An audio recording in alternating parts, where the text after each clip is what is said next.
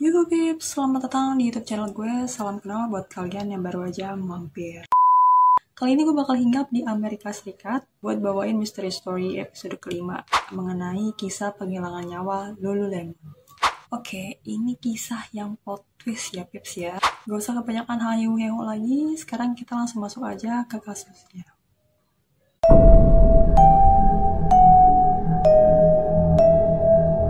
Kisah brutal yang dikenal sebagai pembunuh Lululemon ini sebenarnya adalah peristiwa penyerangan mematikan yang terjadi di toko pakaian yoga kelas atas di Amerika Serikat. Kota ini namanya Bethesda di negara bagian Washington. Nah, peristiwa berdarah ini melibatkan dua wanita ya Pips ya. Yang pertama namanya Brittany Norwood, yang kedua namanya Jaina Murray.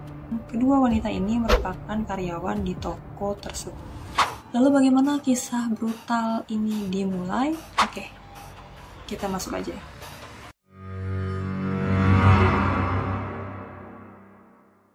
Dua wanita yang akan kita bahas ini, yang satu namanya Brittany, yang satu lagi namanya adalah Jaina. Nah, langsung aja ya. Pada suatu pagi yang dingin tanggal 11 Maret 2011, seorang karyawan di toko tersebut datang nih. Dia datang pagi-pagi untuk memulai kerjanya lagi. Ya. Jadi piket pagi lah ya, karyawan lah ya, yang memulai bekerja seperti biasa nih, si karyawan Lululemon ini. Tokonya namanya Lululemon. Nah, namun setibanya di toko itu, ia justru menyaksikan pemandangan yang mengerikan. Tokonya berantakan, banyak cairan merah di mana-mana, berantakan banget dan benar-benar kayak serem deh. Ya itulah, cairan merah di mana-mana. Pada akhirnya dia merasa bergidik ngeri melihat hal itu. Nah, di dalam toko itu ada jejak kaki, jadi jejak sepatu lah ya, tapi dengan noda cairan merah itu, dan itu ada di mana-mana gitu kan, kayak ciplakan kaki gitu, ciplakan sepatu gitu kan, di mana-mana gitu. Nah, melihat hal ini, dia pun langsung lari keluar untuk mencari bantuan. Ada satu orang itu di luar tokonya, laki-laki, dia meminta bantuan laki-laki itu untuk mencari apa yang terjadi di dalam itu kan. Karena dia nggak berani itu sendirian untuk mencari tahu apa yang terjadi sebenarnya di dalam toko itu. Nah, pada saat itu si karyawan toko ini juga mendengar suara-suara aneh yang sumbernya berasal dari arah belakang toko. Nah, bersama si pria ini, si laki-laki ini, ya pun langsung mencari tahu kan asal suara itu di mana. Nah, ternyata mereka menemukan hal yang bikin bulu kuduk, bikin kita mungkin merinding lah ya. Apa itu? Oke, si karyawan toko ini bersama si laki-laki tersebut menemukan pemandangan yang sangat mengerikan. Ada begitu banyak noda, cairan merah dan genangan sirup merah itu di tempat yang mereka lihat itu. Nah, di atas genangan itu si pria ini, si laki-laki ini melihat seorang wanita terbaring ya dalam keadaan terikat dan terluka. Namun untungnya wanita ini masih hidup. Dia pun langsung dibawa ke rumah sakit. Nah, si wanita ini adalah Brittany yang tadi kita sebutin di awal ya. Dia adalah Brittany yang masih hidup. Si Brittany ini akhirnya dilarikan ke rumah sakit. Selanjutnya ada pemandangan yang jauh lebih mengerikan dari si perempuan satunya lagi, si wanita satunya lagi. Ya, itu terlihat di dekat lantai lorong di toko itu. Nah, di titik itulah ditemukan seorang wanita yang terbaring penuh luka tusuk, ratusan lah ya luka tusuk itu, dan trauma benda tumpul. Tapi sayangnya wanita ini ternyata sudah mati. Dan siapa wanita ini? Ya, dia adalah Jaina Murray. Oke, kita kembali dulu ya ke wanita satunya lagi itu yang di rumah sakit, si Brittany yang masih hidup.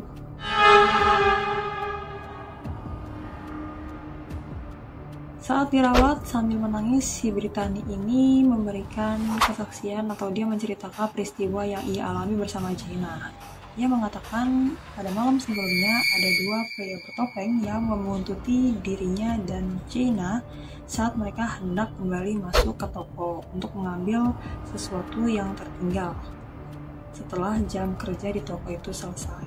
Nah, mirisnya ia dan Jaina ini kemudian dipukul secara brutal, dipukuli hingga salah satu diantaranya dibunuh oleh dua orang pelaku tersebut. Ini menurut cerita si Brittany ya. Nah, yang itu siapa? Yaitu si rekannya Brittany itu, si Jane. Brittany kemudian menjelaskan lebih detail lagi kepada polisi. Ia memberitahu mengenai bagaimana dirinya harus rela menyaksikan rekan kerjanya itu diseret rambutnya, dipukuli, dan dianiaya. Nah, tentu saja kasus ruda paksa berujung penghilangan nyawa ini membuat warga Bethesda geger lah ya, khawatir. Karena selama ini kawasan itu dikenal sebagai kawasan bisnis kelas atas, dan selama beberapa dekade itu belum pernah terjadi peristiwa seperti itu. Bahkan kekhawatiran mengenai kejam itu mulai berdampak negatif ke restoran dan toko setempat. Pengawasan pun meningkat. Beberapa orang bahkan bela-belain menyewa bodyguard untuk mengawal mereka saat berbelanja, pergi, maupun pulang kerja. Jadi sampai rela sewa bodyguard itu ya. Sementara itu, para detektif mulai melakukan tugasnya. Mereka mencari tersangka dan mengikuti beberapa petunjuk yang ada. Bahkan di Pips ya, hadiah senilai $150.000 AS pun ditawarkan kepada mereka siapa saja yang dapat membantu menangkap dua orang pelaku ini, dua sosok pria bertopeng itu, yang tadi diceritakan oleh Brittany ya. Saat pencarian para detektif ini berlanjut dan studi forensik dimulai, banyak hal yang sebelumnya diceritakan oleh Brittany mulai terlihat janggal. Makin gak realistis lah ya. Jadi cerita yang disampaikan oleh Brittany itu banyak yang kelihatan janggal gitu ya, kok aneh gitu. Gak sesuai sama apa yang terjadi di lapangan.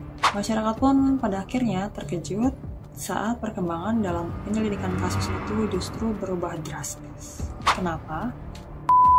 Hal itu karena korban selamat yang selama ini diduga mengalami trauma, yakni si Brittany itu, malah ditangkap dan didakwa telah melakukan pembunuhan tingkat pertama. Lalu apa yang sebenarnya terjadi? Beberapa orang menyatakan bahwa sebelum ditemukan tewas, Jenna Murray sempat menuduh Brittany mencuri beberapa pakaian di toko itu. Hal ini yang kemudian membuat keduanya terlibat pertengkaran sengit hingga memanas dan berakhir pada peristiwa naas itu. Nah, selama ini Lululemon, tempat mereka bekerja, dikenal sebagai perusahaan yang aman-aman aja oleh sebagian besar masyarakat di Bethesda. Kendati demikian, banyak orang yang pernah bekerja di sana itu memiliki pandangan yang berbeda tentang toko itu. Beberapa orang berspekulasi bahwa motif dari tindakan Brittany itu adalah untuk membungkam Jenna agar tidak memberitahu perusahaan terkait apa yang telah dilakukan Brittany, yakni mencuri.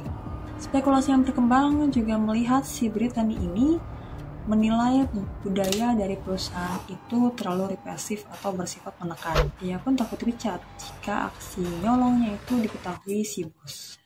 Nah, satu-satunya cara untuk membuat dirinya aman adalah dengan membungkam Jenna. Selama masa persidangan, setelah ditangkapnya si Brittany ini, kuasa hukum Jenna menyatakan bahwa serangan terhadap kliennya itu telah direncanakan. Namun, hal lain disampaikan oleh pengacara si Brittany. Nah, pengacara Brittany ini menegaskan bahwa insiden kekerasan tersebut bukanlah peristiwa yang direncanakan, melainkan akibat pertengkaran yang terjadi saat itu. Terlepas dari apapun masalahnya yang melatar belakang peristiwa naas itu, Jenna diketahui mengalami 331 luka yang bervariasi, dari tusukan, patah tulang, hingga memar yang parah. Bahkan sumsum tulang belakangnya pun putus. Serangan itu diketahui dilakukan oleh Brittany menggunakan peralatan pemeliharaan toko, seperti palu, pisau serbaguna, dan berbagai peralatan lainnya. Kebayang banget bunyinya. Pemeriksaan forensik pun menunjukkan bahwa Jenna kemungkinan besar masih hidup saat penyerangan itu terjadi. Jadi rasanya kayak apa itu ya? Diserang, apa dia masih hidup gitu ya, padahal lukanya banyak banget. Saat penyerangan berlanjut, karyawan toko elektronik di sebelah Lululemon pun mengaku mendengar beberapa teriakan dan bahkan jeritan. Namun mereka hanya menganggap bahwa itu sekedar pertengkaran saja, bukan hal atau serangan yang seserius itu. Selanjutnya, karyawan toko elektronik itu pun berada di bawah pengawasan ketat kepolisian saat video dari dalam toko itu pun dirilis.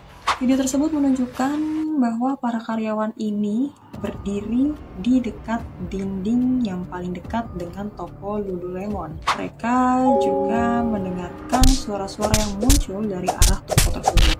Dalam kesaksian di persidangan, salah satu karyawan yang ada pada saat malam kejadian itu menjelaskan alasan mereka tidak mengecek situasi atau paling tidak melapor polisi. Karyawan itu menganggap bahwa semua kebisingan atau teriakan-teriakan itu hanya drama semata, hanya drama pips. Jadi kayak sepele gitu ya, kayak dipikir oh ini cuma berantem-beranteman aja gitu. Nah, mendengar kesaksian itu, si hakim yang menangani kasus ini di pengadilan, yakni Hakim Robert Greenberg, tampak kesal lah ya. Dia kesal dan menggambarkan perilaku karyawan toko elektronik itu sebagai sikap yang tidak peduli dan tidak berperasaan. Di antara suara benturan dan teriakan, ada dua frasa yang paling menonjol, yakni bicaralah padaku, jangan lakukan ini, bicaralah padaku, apa yang terjadi? Kemudian setelah itu muncul pula beberapa teriakan dari suaranya si Jenna ini. Tuhan, tolong aku, tolong bantu aku. God, please help me. Please help me. Nah, ini diyakini sebagai kata-kata terakhir yang dilontarkan oleh Jenna. Selanjutnya, waktu pun berlalu dan seketika hening. Tidak ada suara lagi yang muncul dari si Jenna ini. Setelah melakukan kejahatan terhadap Jenna, Brittany pun melakukan drama terbaiknya. Jadi dia benar-benar acting lah ini ya, si Brittany ini nih.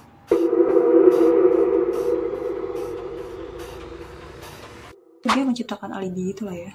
Dia mencoba menciptakan jejak kaki berdarah menggunakan sepatu yang ada di toko tersebut. Nah, sepatu itu kemudian ditemukan oleh polisi dan udah dipegang lah oleh polisi sebagai barang bukti. Nah, si wanita gila ini, si Brittany ini, kemudian juga membuat beberapa goresan kecil dan memar-memar pada tubuhnya sendiri. Jadi kayak nyayat-nyayat dan mukul-mukul dirinya sendiri gitu loh. Jadi seolah-olah mereka tuh berantem. Nah, ini tuh dilakukan sebelum ia melanjutkan drama lainnya dengan mengikat dirinya sendiri menggunakan dasi di kamar mandi. Ya, ini dapat piala Oscar loh. Kali bisa dapet ya. Drama banget ini cewek. Namun untungnya TKP berdarah ini ternyata memberikan semua petunjuk yang diperlukan oleh pihak kepolisian untuk membuktikan bahwa ada sesuatu yang salah dengan jalan ceritanya. Selanjutnya, bukti terakhir yang dapat digunakan penyidik untuk mengkonfrontasi si Brittany ini yang kemudian mengarah pada kebenaran adalah cairan merah yang ada di dalam mobil si Brittany. Para detektif itu pun bertanya pada si Brittany ini, gimana caranya cairan merah itu bisa ada di dalam mobil Anda jika Anda memang benar-benar diikat dan diserang di dalam toko. Seketika Brittany pun berpikir cepat. Setelah ditanya seperti itu oleh pihak kepolisian ya, dia mengatakan bahwa kedua pria bertopeng itu memaksanya untuk memindahkan mobil selama aksi penyerangan itu. Saat ditanya polisi nih, kenapa sih si Brittany ini nggak mengambil kesempatan itu untuk melarikan diri? Ia pun diam dan nggak bisa jawab. Pojokan tuh dia ya, udah maling, drama pula. Kasus pembunuhan Lululemon ini tentunya mendapatkan tempat khusus di antara daftar TKP terkenal di dunia. Dan hukuman bagi si pelaku ini tentu sama beratnya dengan tindakannya. Pada Januari 2012, setelah menjalani serangkaian persidangan, Hakim Robert Greenberg pun menjatuhkan hukuman penjara seumur hidup kepada Brittany tanpa kemungkinan adanya pembebasan bersyarat. Dan dengan demikian, kasus ini pun ditutup, menempatkan si pembunuh di balik jeruji besi selamanya. Ini juga menyisakan luka mendalam bagi keluarga maupun kerabat Jenna, termasuk tunangannya yang terpaksa kehilangan orang yang mereka cintai. Semoga Jenna tenang di alam sana. Oh, sampai sini aja kisah pembunuhan Lululemon. Kalau kalian suka dengan kisahnya, klik like. Juga jangan lupa komen dan subscribe-nya. Terima kasih atas waktunya, Pips. Sampai jumpa di episode selanjutnya. Bye, Pips.